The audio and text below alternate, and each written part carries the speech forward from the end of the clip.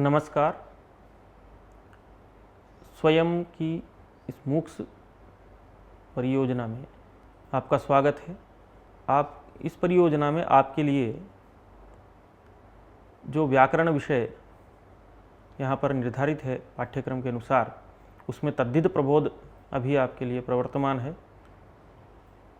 तद्धित प्रबोध में इससे पूर्व आपने प्राग्घितीय प्रकरण के जो प्रयोग थे, विशिष्ट प्रयोग, उनके बारे में किन किन सूत्रों से उनका विधान किया जाता है, यह सब आपने पूर्व पाठ में जाना। इसके बाद इस प्रकरण में अर्थात इस पाठ में क्षयद्विधि प्रकरण यह है। इस पाठ का नाम है क्षयद्विधि प्रयोग परिशीलनम। तो इस पाठ में हम क्षयद्विधि जो प्रकरण है उसमें जो प्रयोग विशेष आए हैं उन विशेष प्रयोगों के बारे में विस्तार से चर्चा करेंगे। इस पाठ के जो मुख्य बिंदु हैं उसमें आपको यह बताना चाहता हूँ कि क्षयद्विधि जो ये प्रकरण आरंभ हुआ है, यहाँ से ही पंचम अध्याय में वर्तमान जो प्रत्यय पढ़े गए हैं उनका आरंभ हो जाता है। इसलिए कुछ इसका नामांतर पांचमिका इस प्रकार भी करते हैं कि पांचमिक प्रकरण यहाँ से आरंभ हो गया। यद्यपि पांचमिक प्रकरण एक अलग से आगे है, फिर भी यहाँ पर पांचमिक अर्थात पंचम अध्याय वर्तमान प्रत्ययों का यहाँ से हम जो है उनके बारे में क्या क्या विशेष वहाँ पर कहा गया है उनके बारे में हम अब आगे से जानेंगे। तो इसमें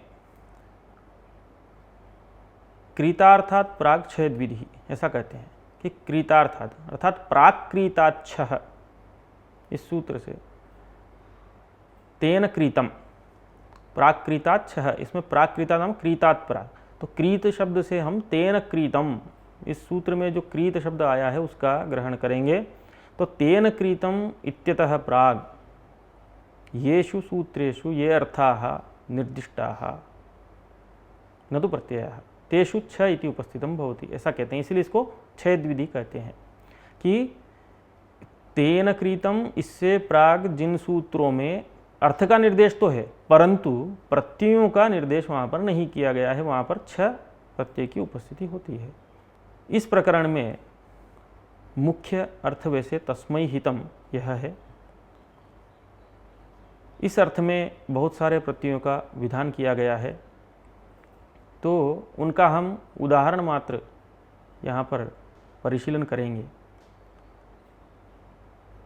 यत् प्रत्यय का विवरण जो है वो यहाँ से हम शुरू करते हैं। उगवादिभ्यो यत्, यह एक सूत्र है। उगवादिभ्यो यत्, यह सूत्र यत् प्रत्यय विधायक सूत्र है। इस प्रकरण में छप प्रत्यय को बाध करके उ वर्णांत और गवादि शब्दों से यत् प्रत्यय होता है। जैसा कि हमने पूर्व में बताया कि इस प्रकरण में जहां अर्थ का निर्देश तो है लेकिन प्रत्यय विशेष का निर्देश नहीं है, वहां पर तो छप प्रत्यय की उपस्थिति हो जाती है।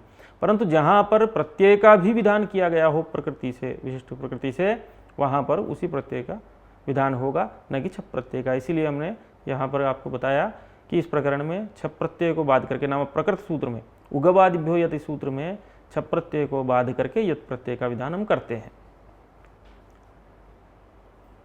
उदाहरणार्थ नभ्योक्षः, नभ्यम अंजनम, शून्यम शून्यम, ये इसके उदाहरण हैं। प्रथम उदाहरण के बारे में थोड़ी सी चर्चा कर लेते हैं। प्रथम उदाहरण इस प्रकार से है, नाभि नभंच, ये गवादि गण पठित गणसूत्र है। नाभि शब्द को नभादेश और यत् प्रत्यय प्राप्त होता है इससे।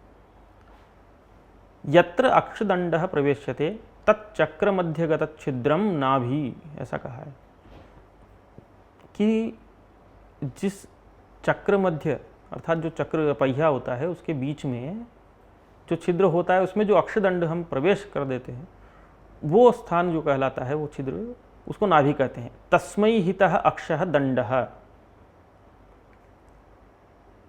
तो नाभये हितः, सही अनुगुणत्वाद नाभय हित है, ऐसा कहा। तो इस अर्थ में नाभि शब्द से हमने यत प्रत्यय किया और गण सूत्र से नभादेश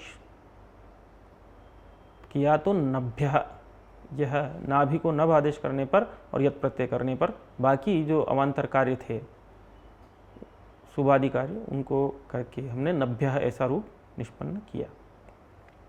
दूसरा उदाहरण हमने बताया नभ्यम अंजनम। यहाँ पर अंजनम नाम तैल से कहा, अभ्यंगम अंजनम तैलम इत्यादि स्मृति में भी आया है। तो नभ्यम अंजनम, यहाँ पर अंजनम नाम तैल से कहा। नाभेः अंजने कृते तत्र प्रोतं चक्रम सुपरिवर्तनम भवति इति नाभेः परिवर्तनात्मक कार्यक्षमताधायक आधायकत्वात् अंजनम नाभय हितम। तो यहाँ पर किस प्रकार से वह उसके हित में है, तस्मै हितम, जो हमने अधिकार बताया कि जिस तैल के सेक से, तेल का सेचन करने से नाभि में जब अंजन करेंगे तो जो चक्र है रथ वगैरह का, वो सुलभतया जो है प्रवर्तन करता है। तो इस कारण से उसके लिए हित होने के कारण यहाँ पर नाभय हितम नभ्यम अंजनम, ऐसा हमने यहाँ पर रूप बनाया। प्रक्रिया पूर्ववत समान है। यहाँ पर शरीर अवयव विशेषवाची जो नाभि शब्द है उसका ग्रहण नहीं किया जाता है, क्योंकि भाष्य में रथनाभेरेव ग्रहणात्, ऐसा उसमें कहा कि रथनाभेरेव ग्रहणम, ऐसा कहा भाष्य में। तो इस कारण से उसी भाष्य की पंक्ति को लेकर के वार्तिक रूप में सिद्धांत कौमुदी ग्रंथ में, तदर्थक वार्तिक उसको कह सकते हैं, वार्तिककार ने यद्यपि ऐसा नहीं कहा, तो रथनाभावेव इदम, ऐसा खुद दीक्षित जी कहते हैं। तो रथनाभि में ही होता है, इसलिए शरीर का जो अवयव विशेष है, शरीर अवयव विशेष नाभि, उसका यहाँ पर ग्रहण नहीं होता है। जहाँ पर शरीर अवयव विशेषवाची नाभि शब्द का ग्रहण किया गया है, वहाँ तो शरीरावयवाद्यत, इस सूत्र से जो वक्षमाण यत प्रत्यय है वही होगा और नभादेश वहाँ नहीं होगा। अन्य जो उदाहरण है जिसके बारे में हमने चर्चा की, शून्यम शून्यम, यह एक उदाहरण है। अन्य उदाहरण द्वितीय शुने हितम, इस अर्थ में शुनः संप्रसारणम वा च दीर्घत्वम, इस गवादि गण सूत्र से श्वन शब्द से यत प्रत्यय करते हैं और प्रकृति को संप्रसारण भी करते हैं। उसके संप्रसारण का पाक्षिक, उस संप्रसारण के पाक्षिक होने के कारण दीर्घ भी होता है। इस प्रकार से श्वन, य, श्वन जो प्रकृति है उससे यत प्रत्यय किया और वकार का संप्रसारण कर दिया। वकार का संप्रसारण उकार होता है, इज्ञणः संप्रसारणम, इस सूत्र से। और जब हम संप्रसारण करते हैं तो संप्रसारणाच्य इस सूत्र से पूर्व रूप भी होता है। इस प्रकार से पूर्व रूप करने के बाद शून्य यह हो गया। जब हम दीर्घ करते हैं विकल्प से तो शून्य ऐसा रूप होता है और दीर्घाभाव पक्ष में शून्य ऐसा रूप होता है। यत प्रत्यय का उदाहरण जो है दूसरा, उसको लेते हैं गव्यम, गवे हितम, इस अर्थ में तस्मै हितम, इस सूत्र से यत प्रत्यय करके गो या इस स्थिति में वांतोयी प्रत्यय, इस सूत्र से अवादेश करेंगे। गव्य ऐसा रूप होने के बाद विभक्ति कार्य आदि करके गव्यम ऐसा रूप हम यहाँ पर निष्पादित करते हैं। यत प्रत्यय का अन्य एक उदाहरण है नस्यम, नाभ्यम इत्यादि। यहाँ पर यद्यपि नासिकायै हितम, इस अर्थ में उत्सर्ग रूप से तस्मै हितम, इस सूत्र से यत प्रत्यय प्राप्त हुआ, तथापि पुनः शरीरावयवाद्यत, इस सूत्र से यत प्रत्यय का विधान करते हैं। उसका यही प्रयोजन है कि शरीर अवयव से कदापि छप प्रत्यय नहीं होता है और नासिका शब्द के स्थान पर नस आदेश के लिए वार्तिक भी वहाँ पर एक कही गई है, नस नासिकाया, ऐसा नस नासिकाया। तो इस प्रकार से नसादेश होता है और नस्यम यह एक अन्य रूप बन जाता है।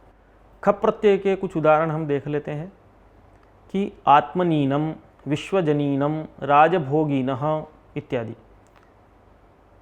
आत्मन विश्वजन भोगोत्तर पदार्थः, यह एक सूत्र है।